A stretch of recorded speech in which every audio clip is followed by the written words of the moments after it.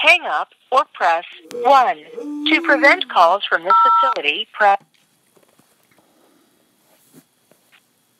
This call is from a corrections facility and is subject to monitoring, recording, and the location of your phone will be obtained. For more information about our privacy policy, please visit www.connectnetwork.com. After the beep, press 5 to accept this call. This call is from a corrections facility and is subject to monitoring, recording, and the location of your phone will be obtained. Stay on the line to accept this call. Thank you for using GTL. I don't consent to the recording of this call. Any information that I need to know. Okay, someone, not Vincent, but someone else called me back. It might have been his wife. She said they do not have the number to Kelly Heron. Hold on. Bradley texted me. Hold on. Bradley said, hold on. He said, we are struggling, homeless, but well. It's difficult to expound upon it, but if I have a contact to the Chilcotin Nation, I can coordinate with them to assist my efforts with AIM and the State Department. It's hard for us to talk due to our own personal struggles, but I don't want Mike to worry. Just tell me how to reach out to the tribe. Thanks, Rudy. And I sent him the email to Dorothy. And then I sent you a text to Chip, and Chip's always been very curt with me, so Chip hadn't responded. I asked him about, cutting the bushes and stuff, and he hadn't responded yet.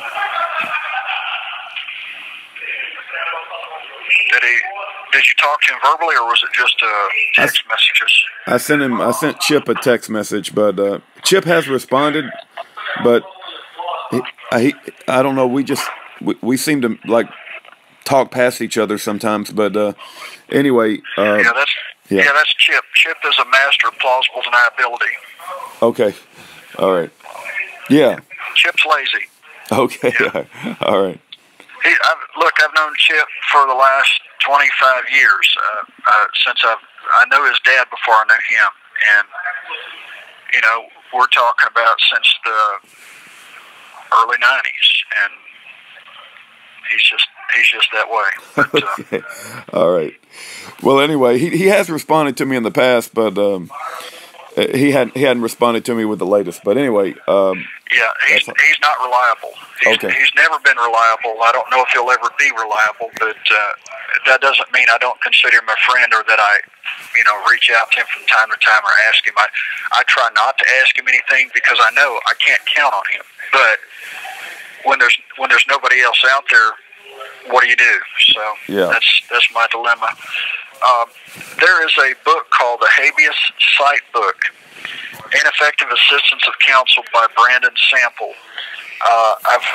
Chip actually, I think, got that book or has seen it, but it's supposed to be a pretty good book. I don't know if anybody has access to it or if it's available. I don't know anything about it, but I thought I'd mention it in case somebody's got access to it. If they could loan it to me for a little while and I could review it, maybe I could find something that might assist me, because I've got a leech attached to me in the name of Don Shinzi, whatever his name is, but he's a fraud. He's useless, and he's working against me. He's done absolutely nothing for me, but everything against me.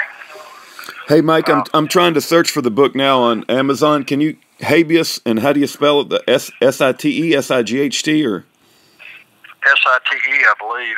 Habeas Cite. Okay. Or C-I-T-E Cite Book. C-I-T-E-B-O-O-K. Or might be S-I-T-E Book. I'm not sure. I'm looking right now. Can I tell him something? Oh, I think Aaron had something to tell you. Hold on.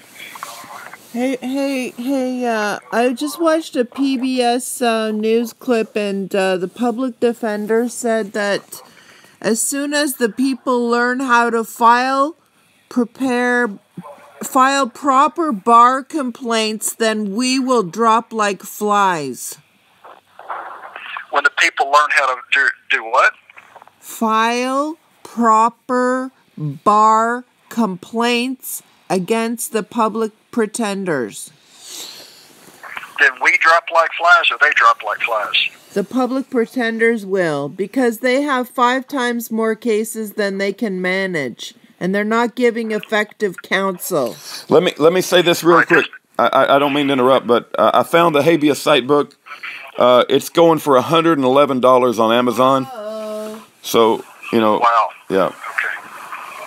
Never mind. What a... Yeah, I had heard that it was a good book. Also, somebody, it might have been you, somebody told me to look up Clark v. Montana and Sereno, I'll spell it Sorreno v. California, that these were cases that would give me some direction. I can't find them within the references that they've got in the library, so if anyone has the ability to pull those up. I've not been able to find them at all here, and I've looked everywhere. And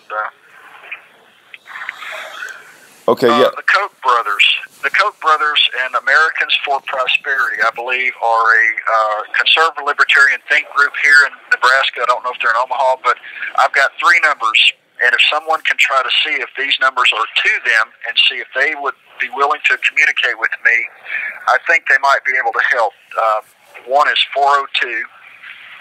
402-861-7000. The next is 402-452-3737. And the last is 402-571-4999.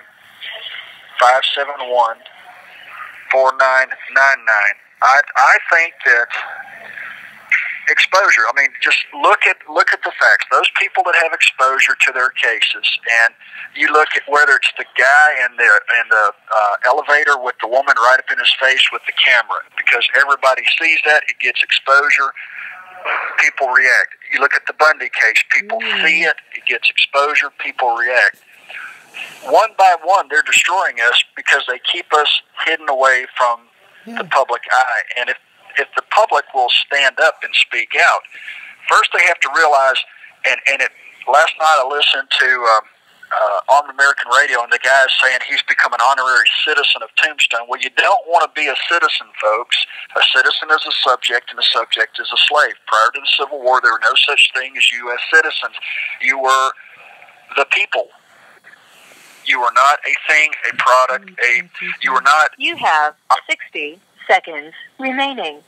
You did not owe an allegiance to a corporation. Yeah. If you declare yourself to be a citizen, you are saying that you owe an allegiance to them. Right. You don't owe anybody but your creator and your family. Do you have Brady violations and exculpatory evidence that you can bring up? I don't know.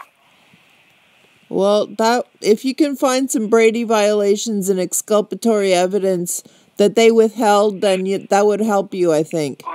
The court-appointed attorney refused to put it forward. I had the evidence. I had a video of the airplane wide open, but the guy refused to show it to the jury. He refused to question the FBI agent. Did you not have a video of the plane open? Why did you charge a man saying the plane'd been locked up when you know it hadn't been locked up? Anybody could have been in the plane. Right.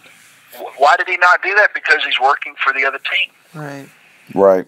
Thank you for using GTL.